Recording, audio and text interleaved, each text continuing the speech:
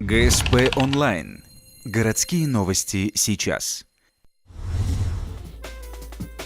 Ухтинский велогонщик Василий Некрасов стал лучшим в кросс-кантри на Кубке байк-центра. Соревнование проходило 19 октября в городе Краснодар. Василий выступил в возрастной номинации от 18 до 35 лет. Здесь за звание самого быстрого боролось около 30 участников, а всего в спортивном мероприятии участвовало почти 100 человек. Ухтинец приехал в Краснодар заранее, сразу же после велогонки в Крыму. Когда в Ухте уже вовсю шел снег, на солнечном юге было плюс 20, но неожиданно для спортсменов погода переменилась.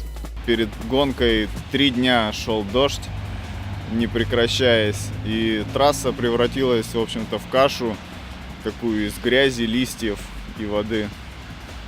И тяжело было в этом плане. Грязь налипала на колеса, и было не очень так комфортно ехать, скользко.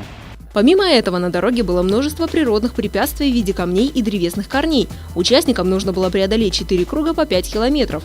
Ухтинский спортсмен проехал это расстояние за 1 час и 41 минуту. Результатом Василий Некрасов доволен. Ведь серебряный призер этой гонки преодолел финишную черту на 15 минут позже. Как рассказывает победитель, он даже не проводил специальной подготовки к этому кубку. Это стало красивым завершением сезона. Хотелось закончить его так на оптимистичной ноте, победой, и дополнительная мотивация появляется дальше тренироваться, когда ты видишь, что есть результат.